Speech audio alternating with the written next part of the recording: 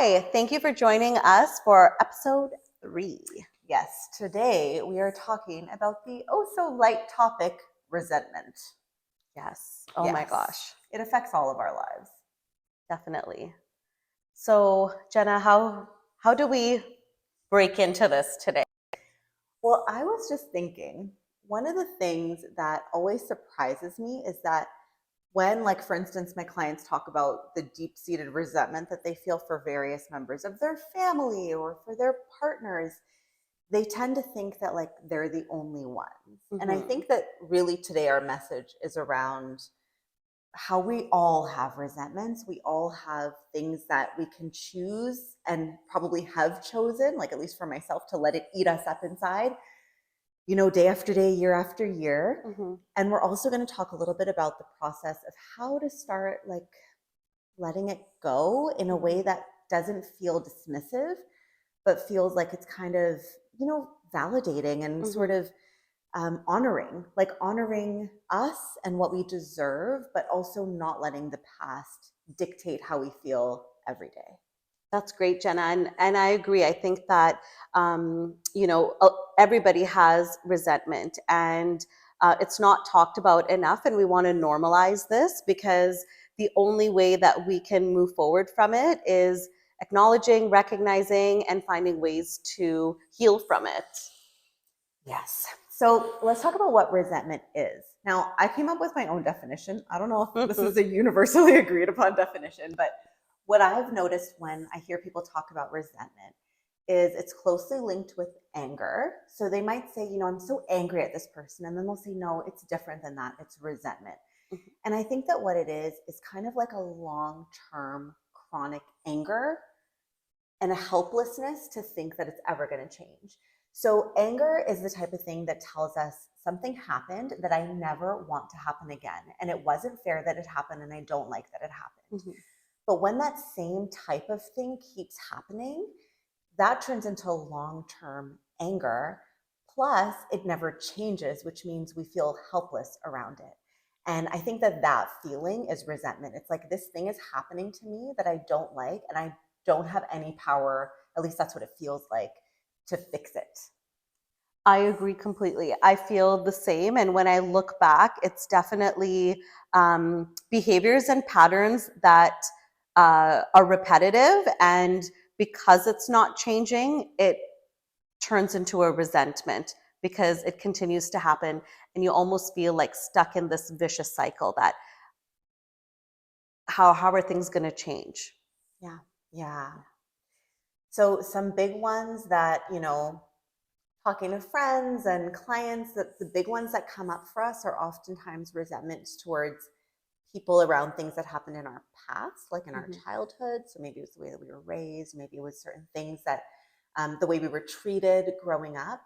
And then the other big one is our partner, right? And especially after having a baby, I've noticed like those first few years after having a baby, oftentimes the partners, and it's not just like one partner or the other, oftentimes it's both partners that have resentment. So the most common pattern I see is the new mom having resentment that she's the default and she's got to sacrifice everything and her life changed so much while she doesn't see her partner's life having changed as much as hers.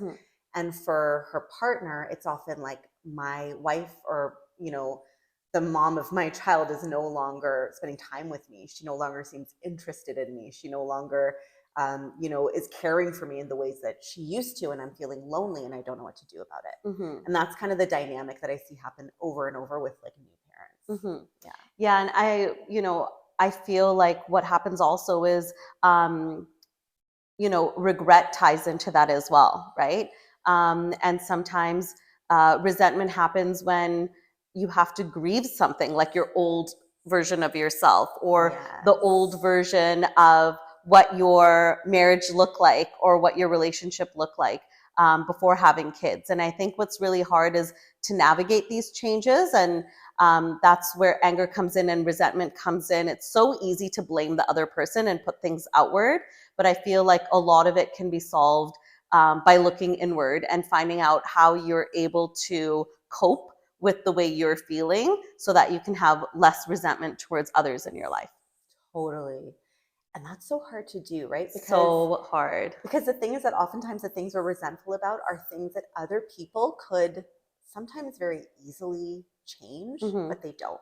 And that's where the anger comes in, right? You could change this, you're choosing not to, therefore I have to do more inner work to be okay with the fact that you're not changing. Why do we always have to go inward in order to help with our relationships? Why can we not just have like a magic wand that we just wave at someone and we're like, just change this little thing? Like, it's not that hard, but no, it doesn't exist. It doesn't exist. And I think what's really important too, especially in a partnership, is like that willingness to work on yourself for each other. Yeah. If your partner is not willing to look inward and work on themselves or to make changes so that you can meet each other halfway, then you're going to end up being in the cycle.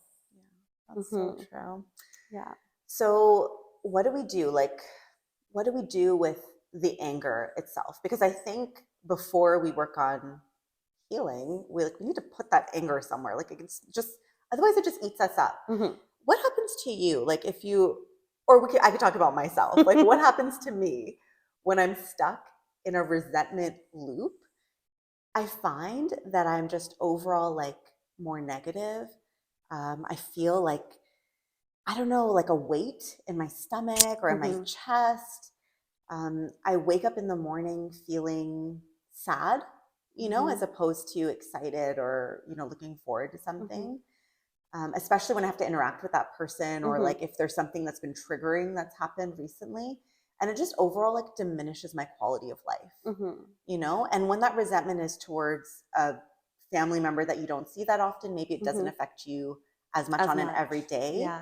And when it's towards like your partner or someone that you see, like a best friend or someone that you see more often, it's going to affect you much more, I think, heavily, right? Much more frequently and to a much deeper extent. Yeah. Yeah. It sounds like you have that weight on yourself and you take that on. Yes. Which can be, you know, which can really impact your day to day. You don't have the energy that maybe you want to have when you've got that resentment feeling.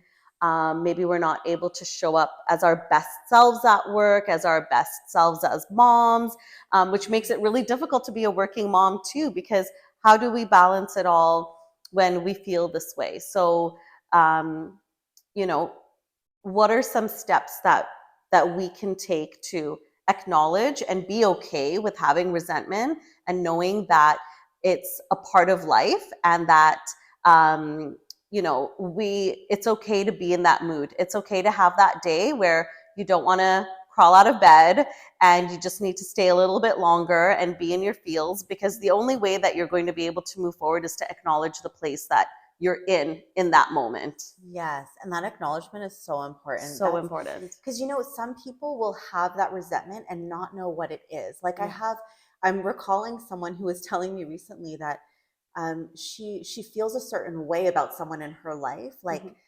frustrated, annoyed, you know, and she's like, what is that? And then we realized like through conversation that it's resentment, you know, it's resentment from the past. Yeah. And the thing is that oftentimes when we feel resentful about something, it's not just in the past, it's repeating patterns, right? Yeah. And so the first step, I think you hit it right on the head, is that like acknowledging that that's what it is. Okay, so this is what we're dealing with. We're dealing with hurt, anger, a sense of betrayal often, you know, like a sense of unfairness. That heaviness. Yes. You know, being lethargic, not wanting to get up, like lack of motivation. So when you acknowledge where it comes from, then you kind of know, okay, this is what I'm dealing with. At least when I feel super frustrated or annoyed when that person coughs or like looks at me the wrong way, I know that it's because of this, right? Like that's the very first thing, is to recognize that. And sometimes that acknowledgement helps to free you up a little, because you're like, okay, like I'm not just being, you know, super annoyed or like I'm not just being irritable. There's actually a reason for it, right? Yeah, definitely. Like if it's a specific individual that you're having an issue with, everything about them is going to bother you. Totally. Because everything is going to be a trigger. If it's if it's a colleague at work and there's some, you know, underlying issue while you're not able to move forward with them because you have some resentment that hasn't been worked out, everything that person does is going to trigger you. Everything. That is so regardless true. of whether it's minor or it's major. For you, it's a big deal. So Yeah. it's okay to acknowledge that. Um, I recall this one time when I was younger, and I had this group of girlfriends, and they had this prank that they played. And for them, it was really funny, but for me, it was not.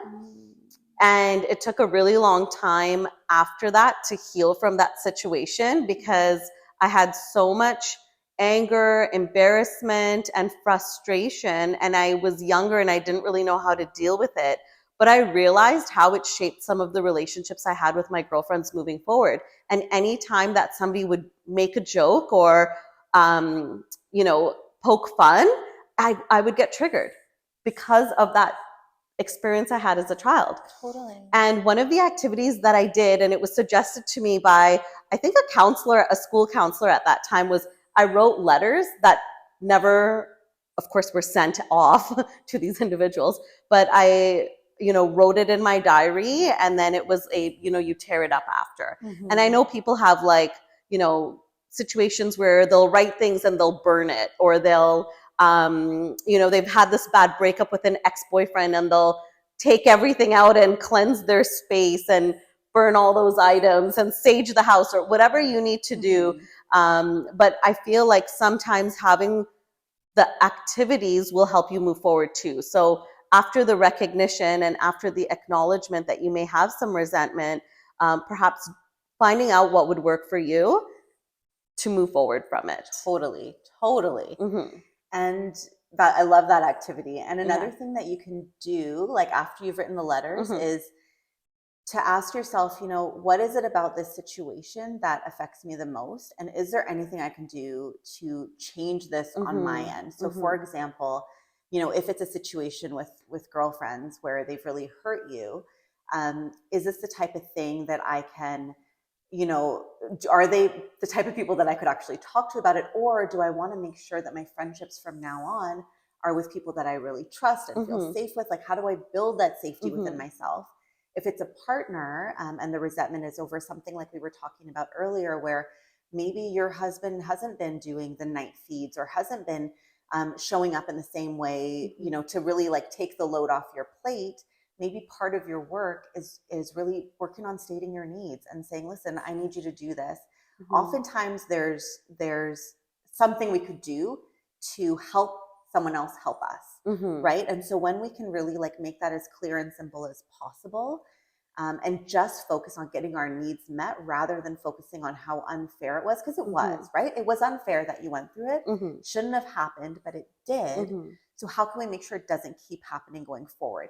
Something about that kind of solution focused approach helps our brains too, to be like, okay, at least we're doing something about it. At least we're making sure we're not in the same position. And that can actually like propel us a little bit forward so that we're not stuck in that like resentment feeling that can just leave us stuck for years, really. It's so important to have a voice. So whether it's with your partner or with a parent or with girlfriends, if you aren't able to find your voice to express yourself outwardly, I think for me anyways, it needs to be done internally first until you get that confidence to express it externally. Because without having expectations set and overcoming a fear of asking for what you need and you want, you're not going to get anywhere. You can't be afraid to ask for what you want and for your needs to be met is a basic ask in a relationship. And I think so many women are just afraid to ask for what they need, whether it's from their partners, whether it's from work relationships, whether it's from their girlfriends. It's so important to have that level set and really ask for what you need. Yeah. And of course, like there are situations that are, for example, abusive. And in those situations, you can't, right? And so you got to kind of see like what's going on for you. But I think that is such a good skill set to build up no matter what, because so many of us, especially us women, were taught growing up that it didn't really matter what we want, right? Like that was, even if nobody said that to you, that was kind of, that was just kind of the vibe, right? It was like, oh, that's cute that you want that. Like, but nobody paid really attention to it. Mm-hmm. And for some of us, our parents were so busy that we just didn't even want to tell them what we Mm-hmm. needed and wanted. So we haven't developed that skill. We haven't Mm-hmm. practiced it. It hasn't Mm-hmm. become something that even we're comfortable with. And a lot of times I'll ask people like, so what do Mm-hmm. you want? Yeah. And they're like, I've never even considered what I want Mm-hmm. in this situation. Mm-hmm. And isn't that a scary thing? It's bonkers, but Yeah. it's the reality It's the for so many reality. of Yes. us. It's the reality of it. And it's, you know, this time in our life when we become aware about, you know, why we are the way that we are, that it's important we take action to make changes so that we can be better versions of ourselves, and also for our kids too. Yeah. And I think what's really difficult, for both of us too, Jenna, is that we're trying to move forward and heal from the experiences we've had, and trying to break the cycle for our daughters, which is so hard. And because we're still learning, we're still experiencing things, we're still recognizing when we have triggers and when we have resentments and what we need. So it's okay to not be perfect. It's okay to struggle. It's okay to give yourself some compassion, and know that you're not alone. And it's never too late to make a change. That's so true. Yeah. That compassion piece is huge. So huge. So, okay, so we've talked about kind of acknowledging Mm-hmm. that you have resentment. We've Mm-hmm. talked about doing some action items. So, for example, writing the Mm-hmm. letters. What was the thing that I said? I can't remember. I gave some advice as well. We talked about some other stuff. Who knows? But the next important piece is the F word. Mm-hmm. Forgiveness. Forgiveness is key. But forgiveness it's like a dirty word. I've actually, okay, I had this one client who I was early on in my counseling journey, and I was just like, oh, well, have you thought about forgiving your family? He walked out of there. I was like, this guy's never coming back. Never. But he came back a month later and he's like, I really like never thought I would see you again. Mm-hmm. But then I really thought about what he said, and I practiced it, and I just said to myself, Mm-hmm. I'm going to forgive them for me, just Mm-hmm. for the peace that it brings me. Mm-hmm. Who cares about them? Just for the peace that it brings me. Yeah. Forgiveness doesn't mean you need to have these people in your life. These people were not in his life anymore. Mm-hmm. But he was just slowly letting go of all that anger. And that was Mm-hmm. like the turning point for him. And I can't take credit for that. I think I probably just like read it in a counseling book earlier that week or something, but like he did the work and it really worked for him. Mm-hmm. And in my own life, like I think about forgiveness, to me, there's certain people that I can forgive provided I never have to see them again. See, that's huge, because I'm a people pleaser. So for me, forgiveness means forgiveness and then trying to repair the relationship. It's taken until now, when I'm 39 years old, to be okay with not having certain people in my life. I have always tried to repair the relationships, and then I'd question why I was stuck in that same cycle. And it's because I continued to allow the pattern to happen because I didn't remove myself. And it is a really difficult thing to do, to step away from individuals. But when you recognize that they're not serving you in a positive way, that may be the only way to move forward. So I love what you say, Jenna, about forgiveness and being separate. You can forgive and not have those individuals in your life, and that is okay. Yeah. And for the ones that you cannot get rid of so easily, the ones that are just in your life, whether you like it or not, it becomes about like how am I going to show up in this situation? What are my expectations going to be? Oftentimes we end up shielding ourselves so that we don't get hurt again. And sometimes that's the way to go when someone continually hurts us. And other times it's about shedding that shield, right? And lowering it. And sometimes it's putting on the hat, right? So shielding yourself when you need to with certain people, but making sure that you consciously tell yourself, listen, this other person is safe, and I don't have this shield around this other person. Because there can be times when we're so used to protecting ourselves that we carry that shield around with us wherever we are, no matter who we're with. And that can really affect our relationships. So, yes, shield yourself when you need to, but then also start to practice letting that shield go, bringing it down, setting it aside around certain people so that you can kind of still feel vulnerable, still feel safe around the people that have shown you that they're deserving of it. I couldn't agree more. I think it's so important to recognize how your body feels when you're around certain people. Vibes don't lie. And when you feel safe and you feel that you're calm within, you know you're around people that you can trust and that have your, you know, that really look after your heart and that guard you as an individual. I know in situations when I'm in group settings how my body shifts and changes when I'm around certain individuals. And I know it's because we're not in alignment, and that's okay. And I'm okay with moving away from those types of individuals because it's it's been enough years now, and I'm enough years old to know that I don't have to be liked by everybody. I don't need to be friends with everybody. And I don't want to have those resentments anymore with relationships that I thought would work out, but didn't work out the way that I wanted. That's so true. I love that. Vibes don't lie. Mm-hmm. Vibes do not lie. They don't lie. It's so true. And I think it's also important to acknowledge that forgiveness, it's not like a one and done type thing. Like there can be days where you are full of forgiveness, and then the next day you're like, wait a second, wait a second. And then that resentment just comes creeping back in and affects everything. And just being aware that it's there and aware that that's what that is. And then going through the whole process again, every time you go through it around the same resentment, it's going to get just a teeny bit easier, to the point where eventually you hopefully won't have to keep going through this letting go because you will have actually let it go. But it takes like a lot of tries sometimes. Yeah. You think it's gone and it comes back, and that's normal. It's absolutely. And that's, you know, those are the complexities of being human. That's what makes us human. And that's what makes us, you know, beautiful individuals and beings, is because we have all these different versions of ourselves that can come out. And I think that it's okay to have those imperfect days because it makes those better days that much more sweeter.